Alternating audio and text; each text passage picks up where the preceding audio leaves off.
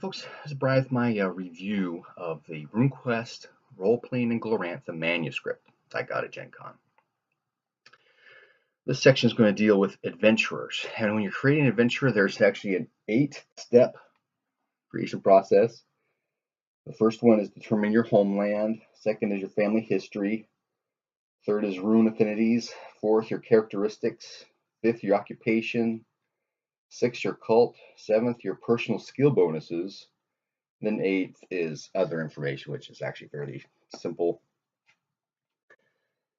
But there's a boxed section here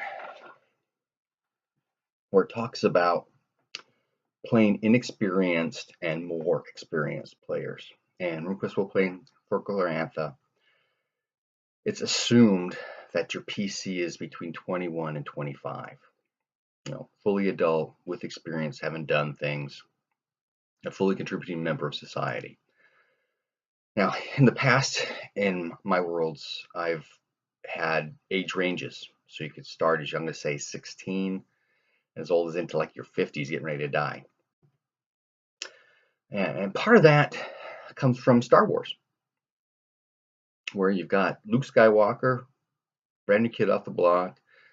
You've got Obi-Wan Kenobi, the old magic user. You've got Han Solo and Chewbacca, who knows how old they are, but obviously people with experience. And you can even throw Princess Leia in there if you want. So you got these group of characters with different skill sets and vastly different ages. And that's kind of how I play some of my campaigns, how I run some of my campaigns. It's harder to do, well, almost impossible to do if you're doing levels, but that's a side issue. So, and when I do my regular RuneQuest 2 campaign, or RuneQuest 3 more specifically, because I use the RuneQuest 3 occupations, and it was in a medieval setting, so I'm going to take my glasses off. So I had developed character creation around medieval mindset. So from birth until you're age 7, you're helping around the house. So you're picking up skills from your parents, your parent occupations. So you get skill points there. And from 7 to 14, you're apprenticed out. If you're in a knightly class, you're a page at somebody else's household, that kind of thing. So you're learning those skills. And then once you turn 14, 14 to 21 is that first level kind of stuff. What is it you want to be? Kind of things where you can choose your own occupation and go and do your thing. So for NPCs, this is fairly easy because everybody's class-based anyway. Not class-based, caste-based anyway. So if your parents are bakers, you're going to apprentice to a bakery, and then you're going to be a baker. If your parents are nobility or warriors, you're going to grow up around fighters, and you're going to apprentice to fighters, and you're going to be a fighter, that kind of thing. So for NPCs, it's fairly easy. You would start off that first level between 14 and 21, some kind of range in there. You'd have a solid 10 points plus base, 10 points, 50%, 25. Yeah, 25, 50. 50% plus, your baseline stuff for your primary skills.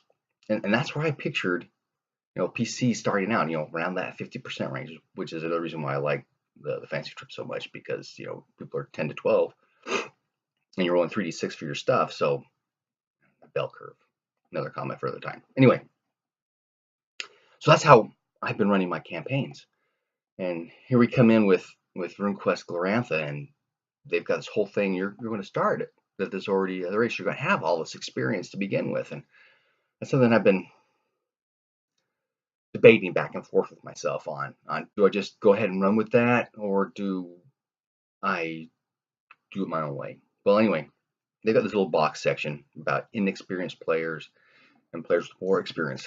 The more experienced part they talk about later on is a 10-year gap, and you get a few percentage points. I'm going, that just doesn't feel right. But then if you look at the percentages your characters are starting out with, you can start out with characters in the 75 to 90% range on some of their skills.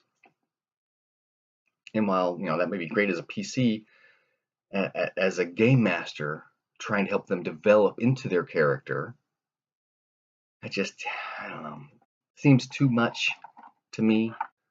But once we actually start playing some of this, we'll see. Okay, there's more experience. And then they talk about changing your family history and background, not background, but your family history stuff for playing inexperienced players because you won't have as much that kind of thing.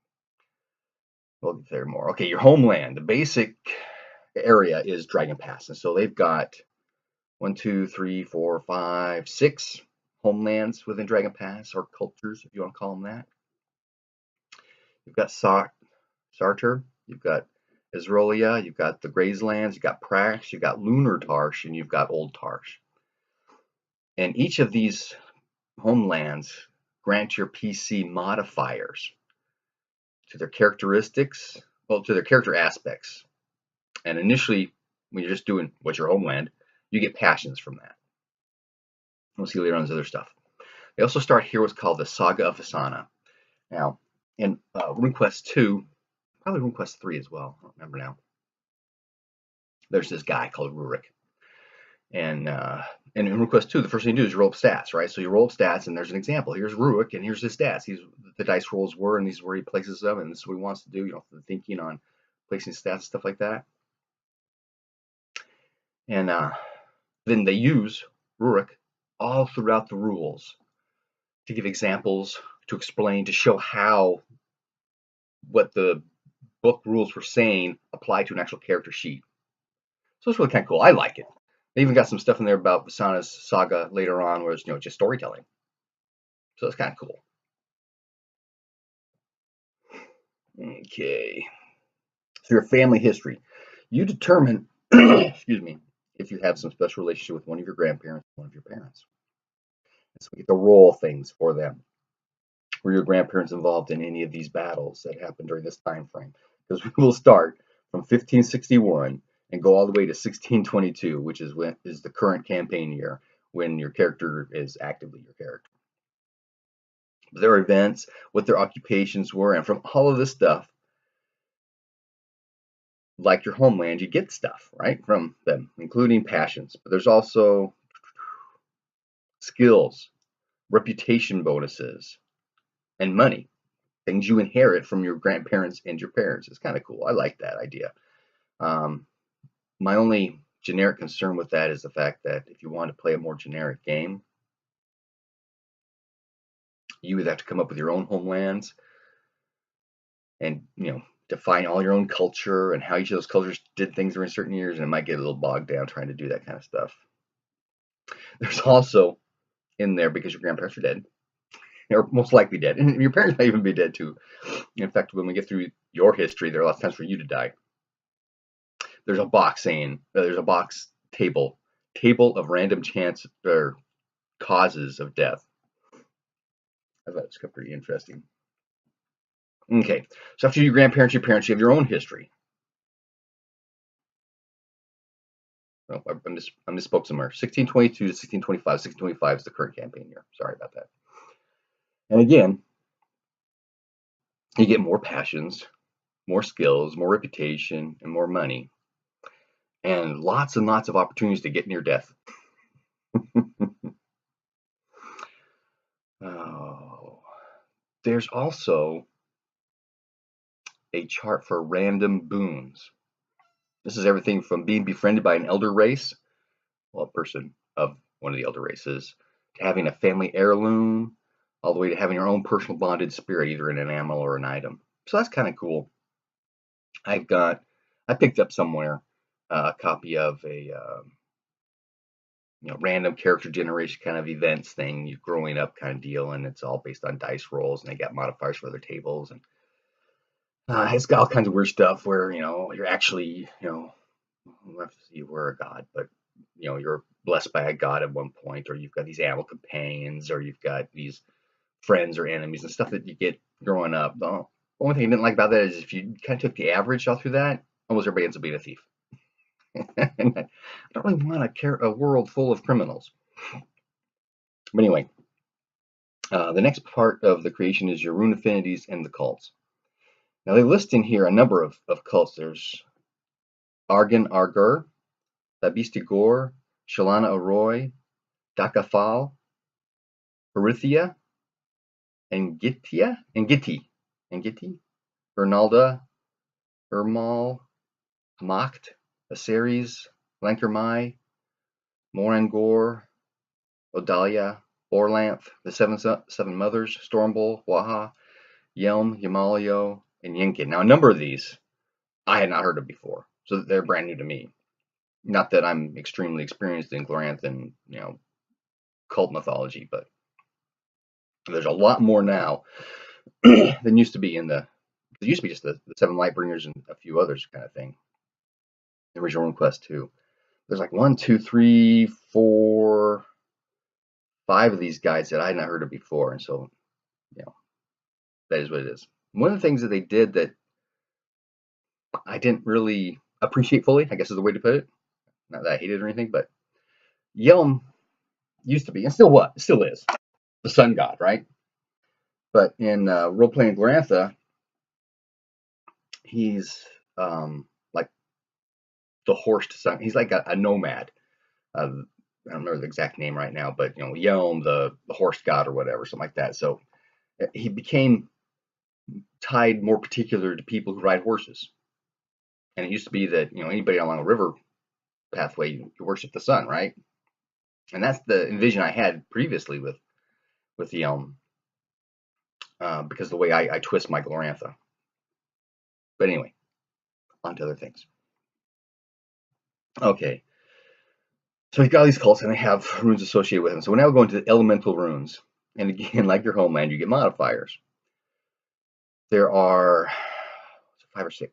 I think it's 6 elemental runes, and I should have written them down, but I'm assuming you're familiar with Runequest enough that you know most of these things. So, but you start out with 60, 40, and 20, and 3 of the elemental runes that you want to have affinity with, and then 0 and all the rest.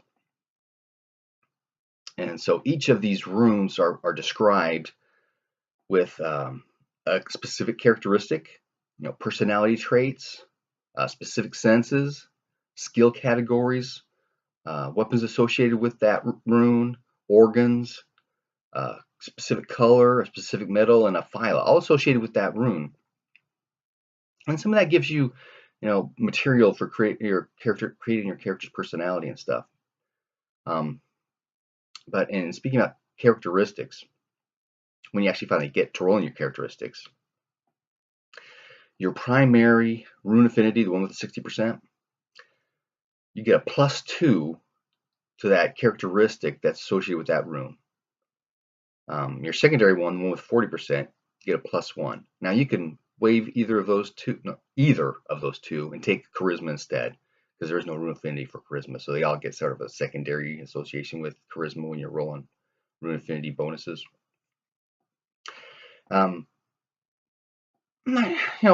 That's cool. I'm not a big fan of that, but I can understand them doing that.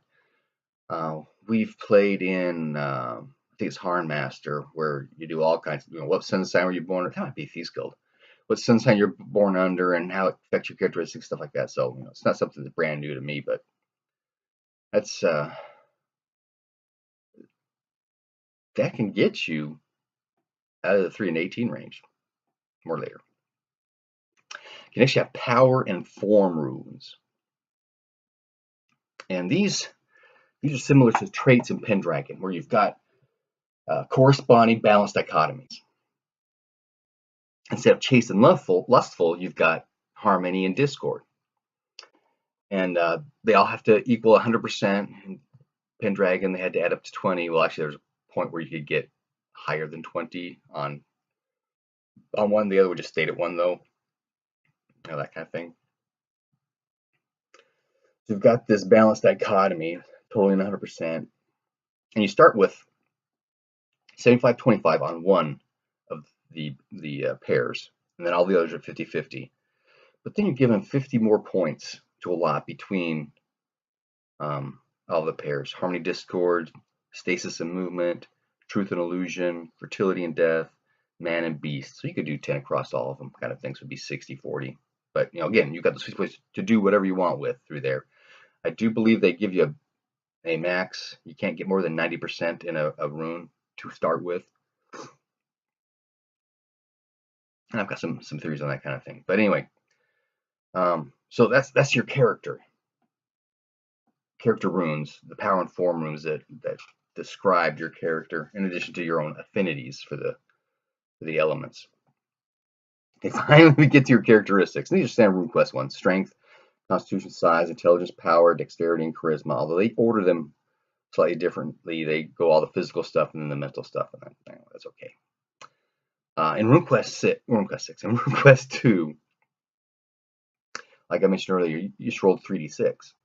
And so it was an average of 10 and 3 to 18 for all of them. In Runequest 3, they changed size and intelligence to 2d6 plus 6. So it was 8, 18, averaging 13. And I honestly don't know the mechanic behind why they did that. If you're doing 3d6 across the board, then you can arrange your stats wherever you want. If only certain were 3d6 and the others are 2d6 plus 2, you've got to roll within this. Now, does that give you then an opportunity to, either if on your 2d6 plus 6 you roll one low, one high, could you then be smart and small or big and dumb, that kind of thing. You could do that kind of deal. But I still don't. I mean, between 10 and 13, it's your baseline. It's whatever you set it at. So if you say that 13 is 1.6 meters and 55 kilograms, whatever you set your human average to be at, then you make adjustments down the way. I don't know, maybe they got weird with people being size 3. Look around the world today. Are there people that are size 3? There are. All you do is look at Game of Thrones to know about that. Personal biases, maybe. I don't know. But within RuneQuest, you can train up your stats. You can work out and increase your strength. You can run and increase your constitution. You can, practice juggling or whatever to increase your mental dexterity. There are things that you can do to increase your statistics. And then there's a species maximum, which is, used to be the minimum rolled plus the maximum rolled, but it's changed now to maximum rolled plus 1 for each die. And if you have a bonus like 2d6 plus 6, the plus 6 counts as 1 die. So for size and intelligence, your max would be 18 plus 4, which is 21. No, it's 22. Yeah, that's odd. Well, anyway, the other ones, which are the 3 to 18, oh, it is plus 3 now, plus 4. Okay, there we go. Max out at 21. Now, it used to be that your strength, constitution, and size were all related. You could only increase them to the highest of the 3. Up to species maximum again. But I liked that mechanic. Now, it used to be that you could not increase your size at all. And I changed that. I said you can increase your size. That's one of my home rules. But I did limit it to the number of dice that you roll for your size. Dwarves in the bestiary, and we'll get to that, roll 2d6 for size. So they could increase their size by 2. Or decrease their size by 2. You could go either way. Maybe you're fat and you're trying to get thin. That kind of thing. It's just your weight kind of deal you're messing with. But you can bulk up. People can bulk up. It happens. But can they go up to size 21? I don't know. That's what I got for the new rules. New rules, species maximum. You can increase your size up to species maximum. I'm not sure if I'll run it that way or not. And I have to admit, I still like the whole idea of limiting your strength and constitution to the highest in size, to the highest of the 3, whatever it is. And I've got a side story for that sometime if you want to know about it, with characteristic issues, the saving throws, and all kinds of stuff. Okay. But intelligence. Intelligence used to not be able to increase at all through training, and you still cannot increase your intelligence through training. And again, there's modifiers on your characteristics for homeland. There's just 3 of the homelands that have characteristic changes. Like the Sable Riders, they're -2 on their sides, but they get +2 in their decks. It keeps it balanced, which I agree on. I like, I believe in that kind of thing. But something that I picked up from RuneQuest 3, and you know, the biased kind of male I am, I don't believe that female characters have the same capacity for strength and size that male characters do. I've been in the ring for 20 years. Have I seen some big tough women? Yes, I have.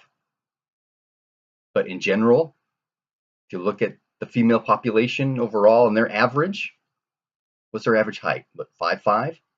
What's the average height for males? 5'9", 5'10", something like that.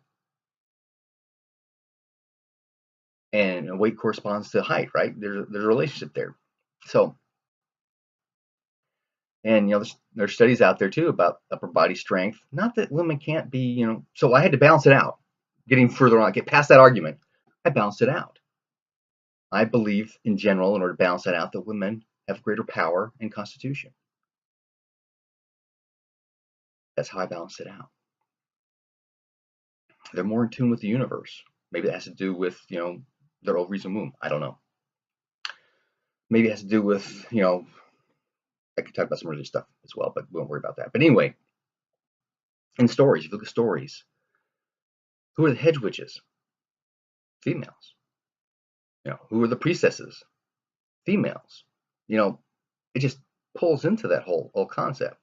And then you could talk about, giving birth and the kind of pain that goes through, and Constitution deals with pain. So that's how I dealt with it. Now, I used to deal with whole dice. So if the male species was 3d6 for their size, the female species was 2d6. That's how I dealt with it. Now with humans, it was 2d6 plus 6 would be 1d6 plus 6. And does that give you kind of a weird, skewed kind of thing? Maybe. I don't know. But that's something I'm going to look into with this. Okay, off my soapbox.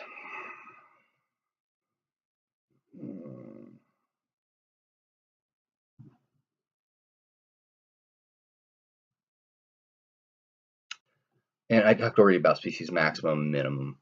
They do have a thing in there that if you're rolling dice for your character and you're rolling the 3d6 and it comes up a 3, or for that matter, you roll any ones, you can re-roll your ones. And so the minimum characteristic possible with that rule would be 6. And how far away is 6 from 8 for your 2d6 plus 6, And even if you do that with the 2d6 plus 6, that's 10 for a minimum. And just trying to bypass rules by making new rules. I don't know about that. Anyway, and then they go into not assigning, but developing your attributes is what they call them. These are things like your magic points, the things you use to cast magic with. Your hit points, your location hit points, your healing rate, your damage bonus, your spirit combat damage, and that's new in Runequest Glorantha, where everybody could before in Runequest 2 or Runequest 3 even get involved with spirit combat, but it was more of a power versus power until you overcame somebody's power to the point they were 0. And now you actually inflict spirit combat damage on each other. Your maximum encumbrance, how much you can carry without being modified, your strike rank, and then your skill category modifiers. And these are the standard, agility, manipulation, knowledge, stealth, magic, that kind of thing. And then again, throughout this whole section, you've got these little boxes of Sana Saga. What is her magic points based upon her power, hit points based on constitution and size, and power. You get modifiers for those things. Location, her strike rank, her skill category modifiers, what those all are for her based upon what she rolled for her stats. And then you get on over into skills. And does it seem kind of long-winded? Yeah, it does. And Runequest is a stat and skill-based system. It just is. So there's lots of skills that are available. Not that everybody has all of them. And there's a little box there about what do skill percentages mean. This is what I thought was very handy. This is very helpful. I really like this. They break the skill percentages down into categories. You've got the novice, who's 25% or less. You've got the amateur, who's 26 to 50%. You've got the professional, who's 51 to 75%. You've got the veteran, who's 76 to 90%. And you've got the master, who's at 91% or higher. I like that. I thought that was great piece of just trivial info, not trivial, but extra information that was very handy for me as not just a player, but as a game master to be able to say, yeah, he's a veteran, so he's going to be within this range. It's great. I like that a lot. And again, you have homeland modifiers to everything. Your occupation. And the occupation blocks, that's what I meant about homeland. There's homeland modifiers to your occupation. Got a little backwards there. But your occupation, there's a homeland section to all the occupations, and it says this occupation is available for these homelands. And sometimes it's all, well, a lot of times it's all, because everybody needs farmers, that kind of thing. But then there are skill increases associated with that occupation. There's a base income associated with that occupation. There's a standard of living associated with that occupation. I'm going to say that too much, aren't I? Cults associated favored passions for that. Then there's a ransom value and equipment that people with that occupation have. Now, ransom, this is a big thing I push with Runequest 2 and with Runequest 3, is the fact that combat is so deadly that people give up. You drop up, you just step back and say, my ransom is 2,000 lunars or whatever it was. That's what used to be in Runequest 2, was a couple thousand lunars or whatever. And you'd have a stash back home with that money, so whoever it is that captures you could go to your village and say, hey, I captured this guy, he says he's worth 2,000 lunars, give him to me, and you'd make a trade. Now, in some worlds could that be dangerous? I suppose, but in a society where everybody has a ransom and everybody understands the concept of ransom and everybody has the concept of honor, which is a passion, so there's some balancing mechanisms in there that but you have to question it. If you're going to a troll hole, hey, I got this guy. He says he's worth 2,000 lunars. Hack it over. And instead, they come pouring out and attack. But in the discussion of ransom, they talk about the official ransom. Kind of like the whole medieval combat thing. Knights are worth money, and so you save them for ransom, whereas peasants are worth anything, so you just go ahead and kill them. Well, everybody's got a ransom associated with their occupation. One thing I did not like about this was the fact that you could not, well, you probably could. I'd have a house rule that you can increase your own ransom so that you are worth more than what your occupation is worth. But it's also a value of your social standing. The higher your ransom, the higher you are in the social stratus. Which, I understand completely. Okay, then you have your cult initiation. You are now an adult. You're initiated into adulthood. You're now adulting. Get ready. And you have a rune rating requirement. I made that up. The primary rune for that cult, you need to have your affinity in that rune at 50% or higher. And that's not hard at all, so it's not really big of an issue. And then you start with 3 rune points, and you can sacrifice power for more. And that's how rune points are made. You sacrifice power to get rune points. And it's the rune points that you get the rune magic. And then they talk about common rune magic. And there, just back up for a second. Common rune magic, spells about the cult, spells about spells, like increasing range and duration, that kind of thing. And then generic spells. There are 11 these common rune spells. And the way the rules are written now, with your 3 rune points, you only have to sacrifice 1 initially, right? But you start with 3 rune points, and you have access to all of these common rune spells. And I've been fighting with that because I like the concept of you sacrifice for power, you get access to a spell. You sacrifice for another point of power, you get access to another spell. And you build up your repertoire that way. Now, spells about the cult, does it make sense that everybody have spells about the cult? Yeah, that makes some sense to me. Spells about spells. Not everybody is a real spellcaster. I mean, you need to focus on being able to increase your range and your duration and that kind of stuff. So I'm not so sure about that being everybody. And if we go with the generic spells, one of which is healing, that means everybody can heal. Well, that's technically a good thing. And it is a rune spell, so once you cast it, you lose a point, so you can only cast it 3 times initially, because you only have 3 points. Is there a balancing mechanism there? You know, maybe, but I push more for the spirit magic healing, which is much more limited. You have, you know, healing 1, healing 2, healing 3 kind of thing, but each one is harder to get and takes more intelligence to use and that kind of stuff. So in the rune healing spell, you cast it, but you pump in as much magic points you want, and that's how many hit points come out. So I'm almost thinking that it makes beginning PCs, you know, too powerful. But I don't know, it's something I'll discuss with my group when we actually get one going with this thing. 11's not really that many, and like I said, they are generic and, you know, about the cult. And I could probably go away with spells about spells. And the generic ones, you know, aren't, you know, mind shattering. So we'll see what happens. So each cult has skills associated with it, special rune magic. Rune magic is assigned specific kind of rune spells for that. And then there's cult spirit magic. We haven't really discussed spirit magic, but that's the common magic everybody can have. It's a point buy kind of thing, and it takes time to learn and takes up memory and that kind of stuff. And that's the combat magic kind of stuff too. Then you have favored passions, and then there are associated cults. For example, if I belong to cult A and associated with cult B, I can learn some of the things that cult B teaches because we're associated. Makes sense, no issues there. Okay, now that you've done all of that skill stuff and cults and everything else, Runequest Glorantha gives you the opportunity to pick 4 skills and add 25% to those 4 skills. And then to pick 5 more and add 10% to those. Again, they get, well, not again, but they limit you to 100% on your skills here with this portion of character creation.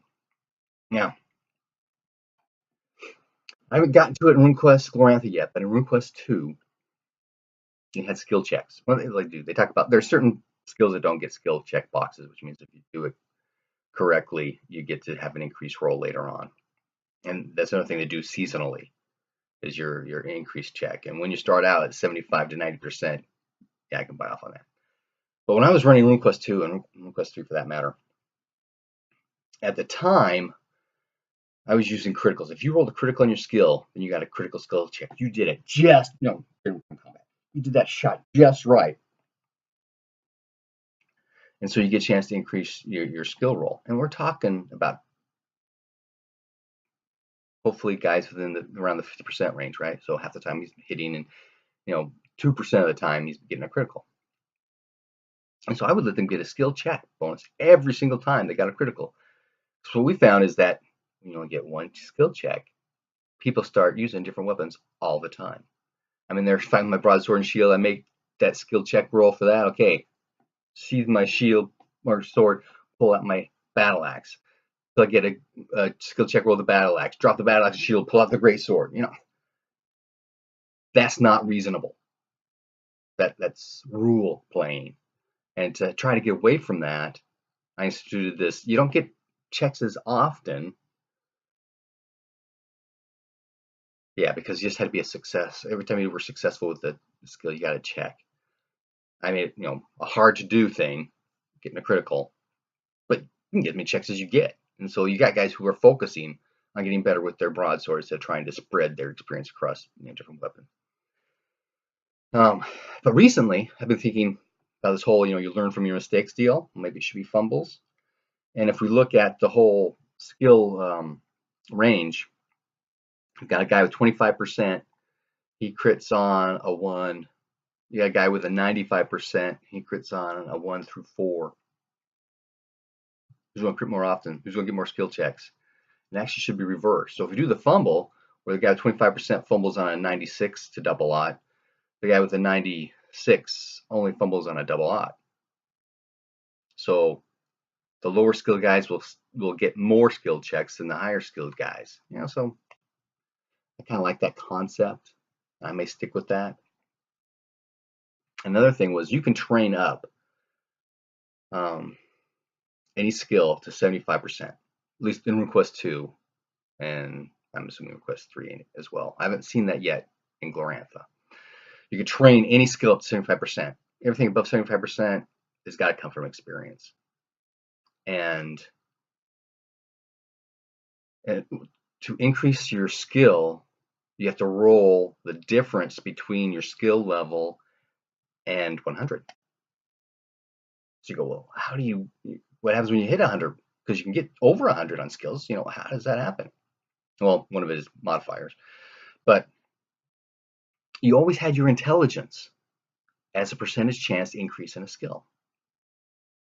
And so average guy, well, Runequest 3 and Glorantha is 13. You always have a 13% chance of increasing your skill percentage. Now, that's not a lot, but it's not insignificant. And so that's how you get guys that are over 100%.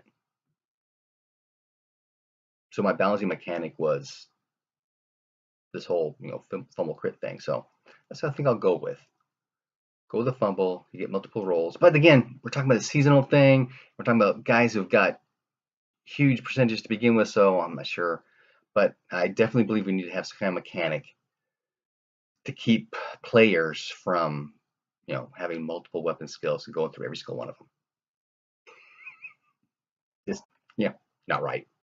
Not reasonable. It's not right. It's not reasonable to be doing that. Do you have backup weapons? Of course you do. But do you drop your primary weapon in the middle of combat to get your secondary weapon out just because you were successful with your primary weapon? No. You pull out your secondary weapon because your primary weapon is broken.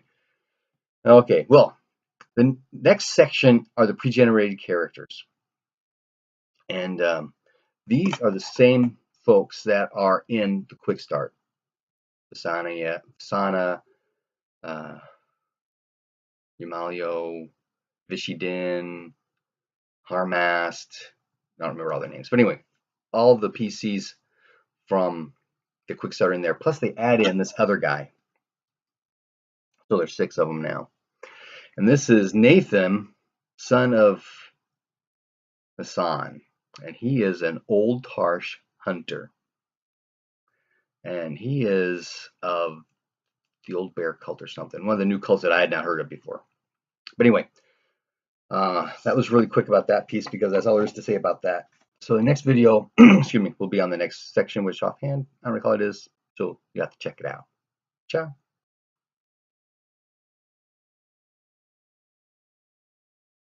Oh my goodness. No way. I just did all that. Oh, it's still going. I'm going to have to learn to trim.